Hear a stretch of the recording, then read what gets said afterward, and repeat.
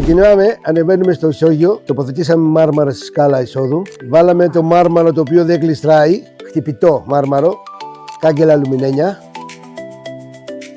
Εδώ έχουμε μια μεγάλη επιφάνεια του μπαλκονιού, στην κυρία είσοδο του σπιτιού, το οποίο προσπαθήσαμε να δώσουμε τις κλίσεις όσο μπορούμε καλύτερα. Και νομίζω ότι ο πελάτης μας έμεινε πολύ ευχαριστημένος. Ναι, είναι πολύ βασικό να μπορείς να δώσεις τις κλίσεις και χωρίς να κάνουμε δώρο σκούπες για να καθαρίζουν τα μπαλκονιά τους.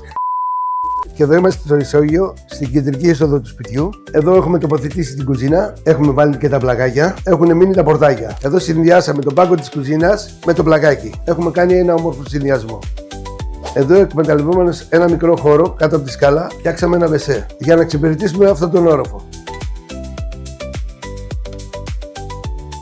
Από εδώ είναι το σαλόνι. Έχουμε μπει τα αλουμίνια, έχουμε περάσει μεγάλο πίνακα για τις ανάγκες του σπιτιού, έχουμε τοποθετήσει μια πόρτα ασφαλείας, έχουμε εγκαταστήσει αντλία θερμότητας, όλες τις σωληνές τους έχουν περάσει από τα δάπεδα, ψήξη θέρμαση, 4 σώματα. Αν θέλετε να δείτε και το υπόλοιπο σπίτι, κάντε μας follow και να δείτε τη συνέχεια.